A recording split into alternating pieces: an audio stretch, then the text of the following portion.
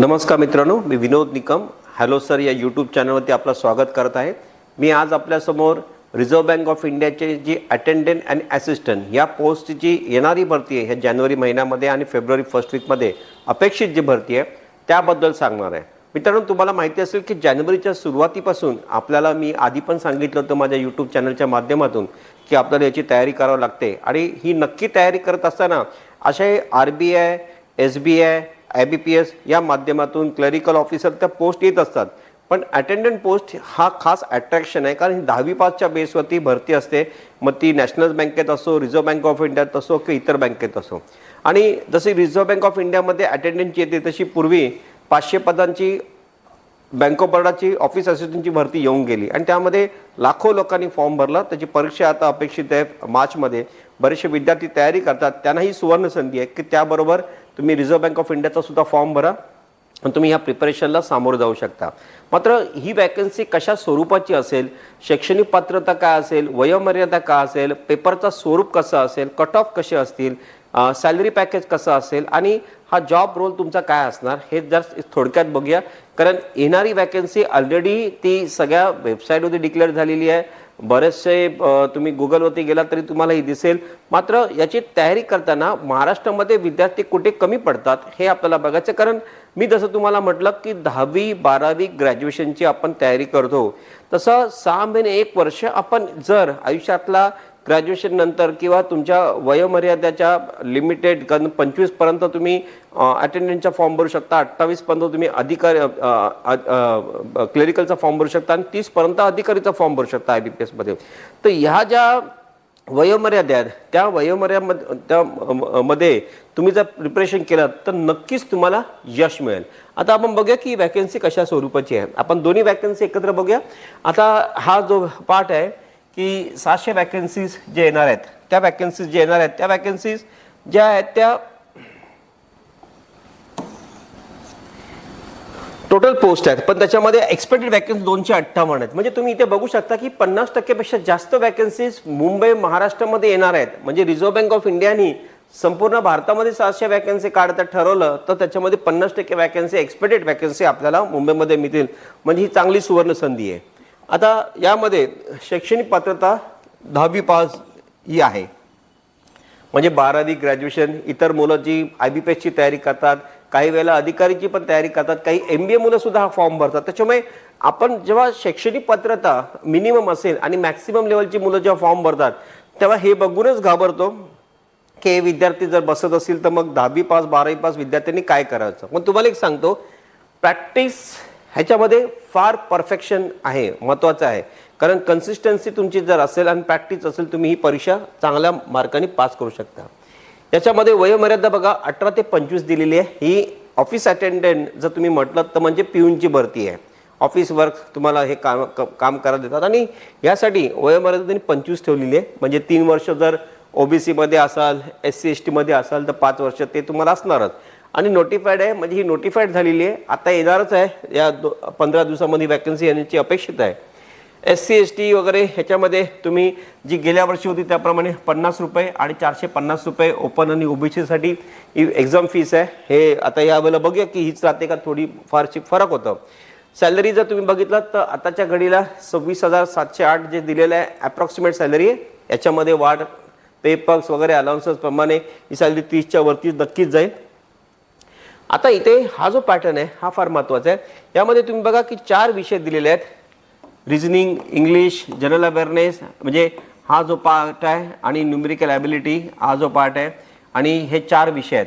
आता याच्यामध्ये जो सिलेबस वाईज जर तुम्ही बघितलं तर याच्यामध्ये एकच परीक्षा असते आणि एकच पेपर पॅटर्नच्या प्रमाणे 90 मिनिटामध्ये तुम्हाला ही परीक्षा द्यायची आहे। मित्रांनो, जर तुम्ही म्हणाल मला की याच्यामध्ये टाइम लिमिट किती आहे, 90 मिनिटं, मग 1.5 तासाची परीक्षा आहे, 120 प्रश्न, 120 मार्क आहेत आणि प्रत्येक प्रश्नाला 1 मार्क आहेत आणि 1/4 निगेटिव्ह मार्किंग आहे। म्हणजे 1/4 निगेटिव्ह मार्किंग म्हणजे जर तुमचे 4 प्रश्न चुकले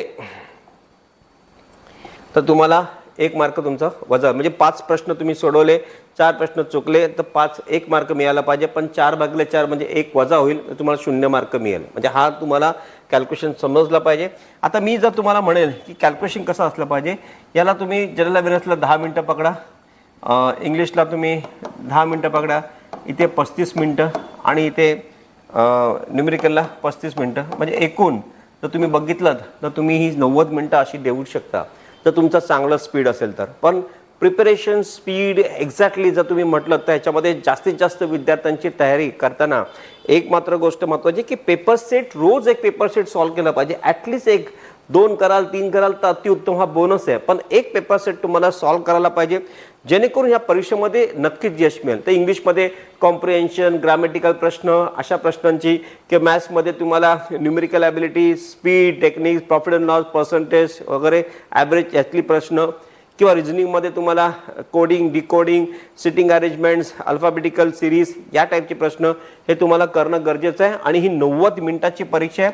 तुम्ही पेपर पॅटर्न प्रमाणे सोडवायला गेलात तर तुम्हाला असं वाटतं जर ह्याच पेपर पॅटर्न राहिला तर पहिला पेपर हा सोडवायचा, दुसरा हा सोडवायचा, तिसरा हा सोडवायचा आणि चौथा हा, असं.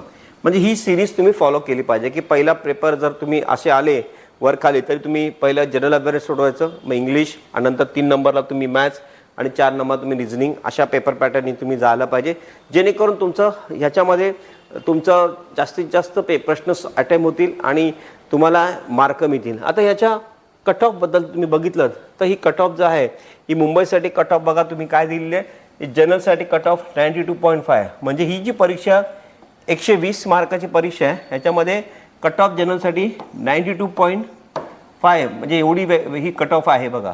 75 म्हणजे जवळ 93 पकडा. आता ही जर कट ऑफ तुम्ही पकडलं 93चं तर म्हणजे 120, तर याचा अर्थ असा आहे की त्याच्या खाली जे मार्क मिळाले त्या मुलांना पास नाही केले. मग तुम्हाला या परीक्षेमध्ये जर तुम्ही 120 पैकी 90% मिळालं तर तुम्ही जवळजवळ 70% वरती, म्हणजे तुम्हाला 70% पेपर व्यवस्थित सोडवायचंच आहे. त्याच्यामुळे ही मेरिट वर खाली होऊ शकते. हा कट ऑफ नॉर्मल दिलेला आहे आणि प्रत्येक राज्यांचं कट ऑफ बघा. काही कट ऑफ जे आहेत तुम्ही ते बघा 105 पर्यंत गेलेले आहेत, म्हणजे भोपाळमध्ये, भुवनेश्वरमध्ये, म्हणजे या ठिकाणी कट ऑफ जास्त आहेत. मात्र तिथे पदं कमी आहेत. तिथे 111 कानपूर, लखनौ आणि डेहराडूनमध्ये कॉम्पिटिशन जास्त आहे. इथे पदं जास्त असल्यामुळे कट ऑफ थोडा कमी आहे.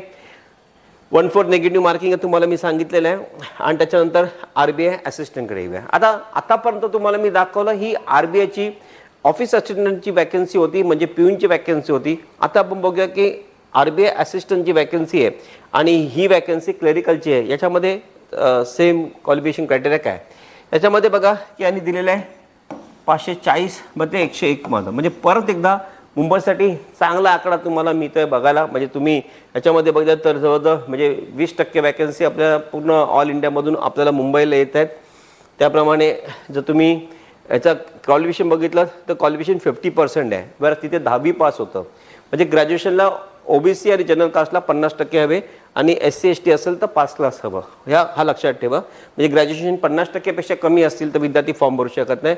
मात्र इथे वयोमर्यादा बघा 20 ते 28 दिलेली आहे. तिथे तुम्ही 25 होती, इथे 28 आहे. म्हणजे OBC मध्ये असेल तर 3 वर्ष जास्त, SC ST मध्ये असेल तर 5 वर्ष जास्त, आणि त्याप्रमाणे तुम्हाला एज लिमिट ज्याप्रमाणे तुम्ही इथे दिलेलं आहे तुम्ही बघू शकता. मात्र ओपन कास्ट आणि OBC साठी 28 वय आहे.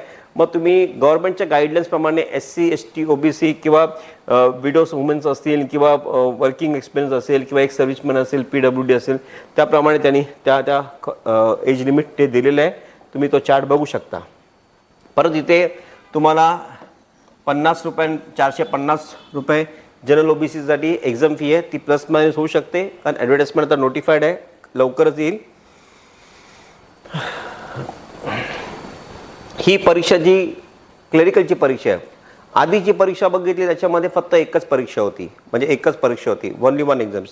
पण याच्यामध्ये तुम्ही बघा प्रिलिम्स असणार, मेन्स होणार, लँग्वेज प्रोफिशियन्सी टेस्ट ही LPT दोन्ही ठिकाणी होईल. कारण ज्या राज्यामध्ये तुम्ही प्यूनमध्ये किंवा क्लेरिकलमध्ये की अटेंडंट किंवा असिस्टंट म्हणून भरती होता त्यामध्ये त्या राज्याची तुम्हाला मातृभाषा जी आहे, जशी महाराष्ट्रामध्ये मराठी येणं कंपल्सरी आहे, गुजरातमध्ये गुजराती येणं कंपल्सरी आहे, तर तुम्ही कर्नाटकमध्ये कन्नड येणं कंपल्सरी आहे.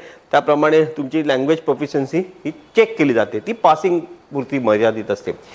नंतर पेपर 3 सेक्शनमध्ये प्रिलिम्स पेपर येणार. इथे मी तुम्हाला म्हटल्याप्रमाणे पूर्व मुख्य इंटरव्ह्यू नाही आहे. लँग्वेज प्रोफिशियन्सी ही कॉमन आहे, सर्वच IBPS मध्ये पण घेतली जाते.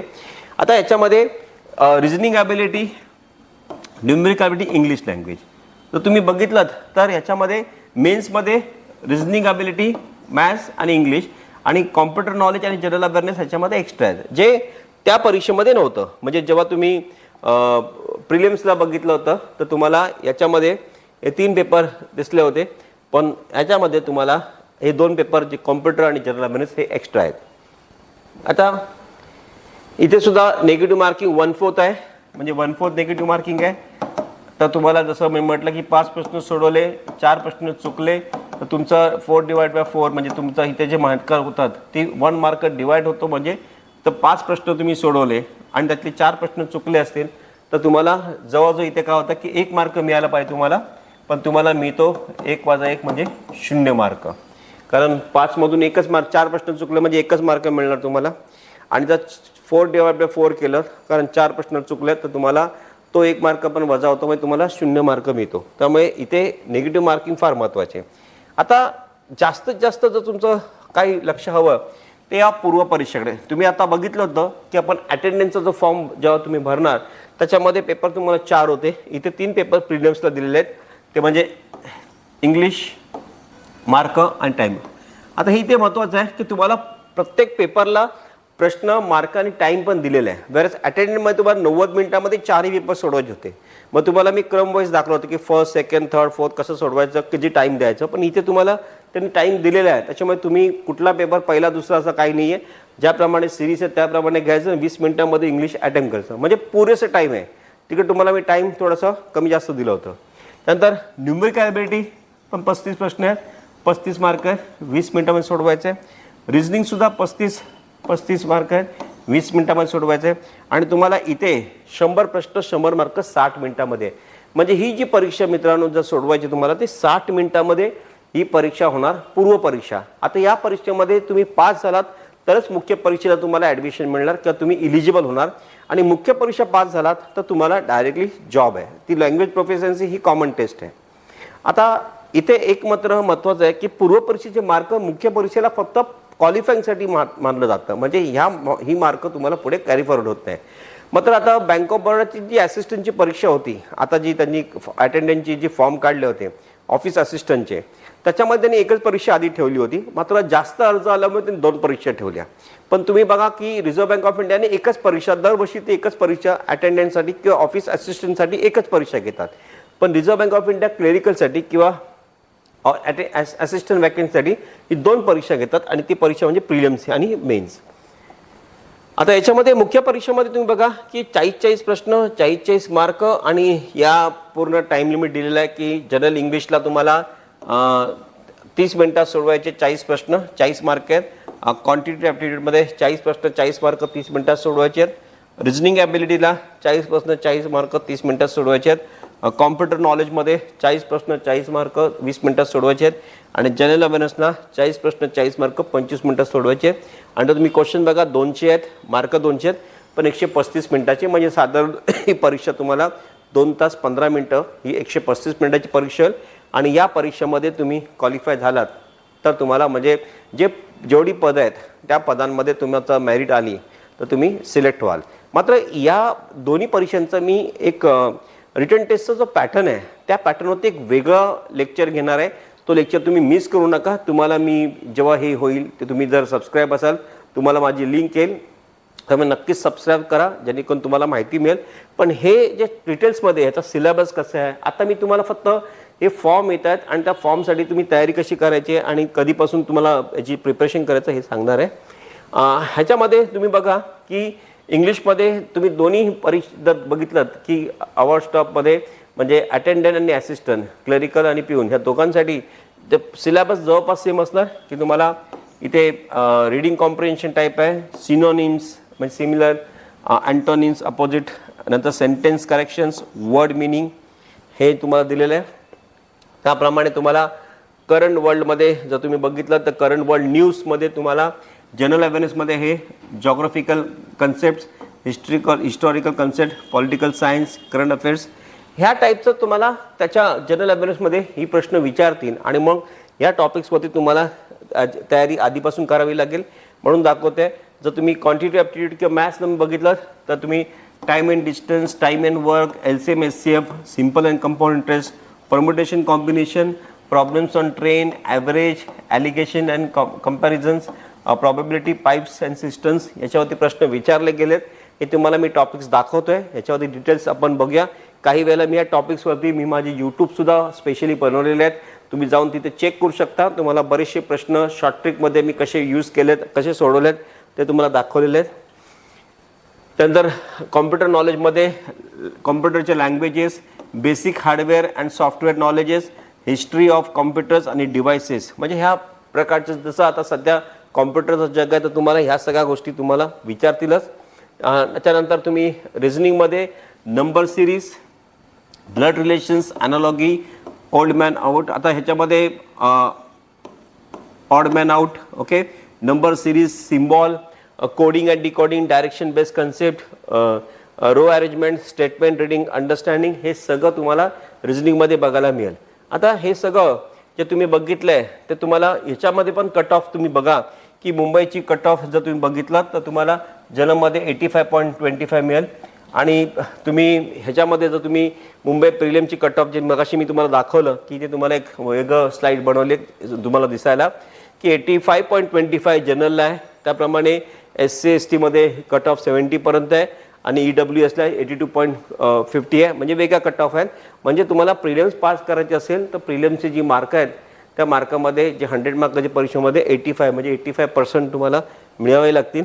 आणि हे काय कठीण नाही, ही ऑब्जेक्टिव्ह एक्झाम्स आहेत. शाळेत कॉलेजमध्ये जे 85% त्याच्यामध्ये ह्याला कम्पेअर करू नका. त्याच्यामध्ये तुम्ही ऑब्जेक्टिव्ह परीक्षा असते. जर तुम्ही रेग्युलरली मेहनत करसाल तर तुम्हाला 85 काय 95 सुद्धा तुमची मेरिट जाऊ शकते. त्याचप्रमाणे तुम्ही जर प्रिलिमचे कट ऑफ बघाल तुम्ही तर तुमचे याच्यामध्ये इंग्लिशला म्हणजे मिनिमम, आता ओपन कास्टमध्ये जर तुम्ही असाल तर तुम्हाला 11 म्हणजे ती जी मार्क दिली होती त्यांनी त्याच्यामधून 11 मार्क तरी आली पाहिजेत. न्यूमेरिक ॲबिलिटीला 12, रिझनिंग ॲबिलिटीला 12 आणि टोटल 35. म्हणजे ती तुम्हाला जी टेस्ट दिली होती की इंग्लिशचे 30 प्रश्न होते, मॅथ्सचे आणि रिझनिंगचे 35 होते.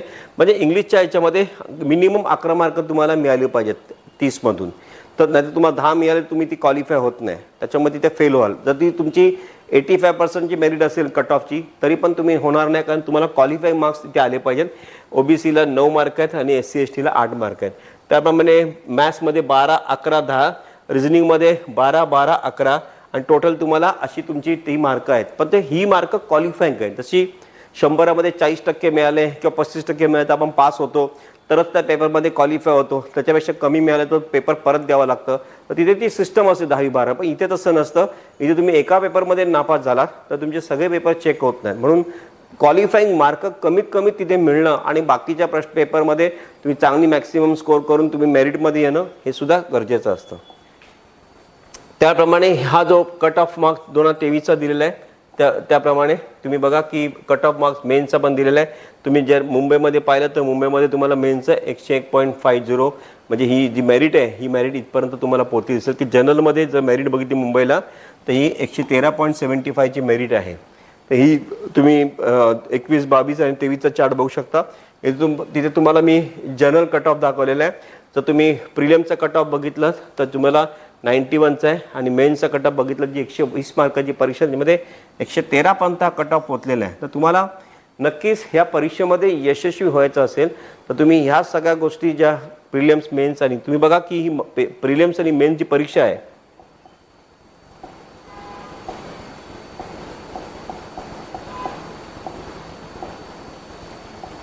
ही 200 मार्काची परीक्षा मेन्स आहे. त्याच्यामधून 113 मार्क तुम्हाला मिळाली आहेत. म्हणजे तुम्ही जर ते बघितलं तर तुम्हाला एक कट ऑफ दिसून येईल की कट ऑफमध्ये तुम्हाला किती मार्कांची परीक्षा आहे ती तुम्हाला दिलेली आहे. आता ह्याच्यामध्ये फायनली जर तुम्ही बघितलं तर 113 मार्क 200 पैकी, म्हणजे ही कट ऑफ जवळपास तुम्हाला चांगल्या प्रकारे मेरिट तुम्ही आणू शकता. 60-70%च्या आसपास ही मेरिट आहे 200 पैकी 113 मार्क म्हणून. तर तुम्ही हे जरा बघा. त्याच्यानंतर ह्याचं सॅलरी जवळपास म्हणजे बेसिकपासून 45,000 पर्यंत क्लेरिकलची सॅलरी जाते RBIमध्ये.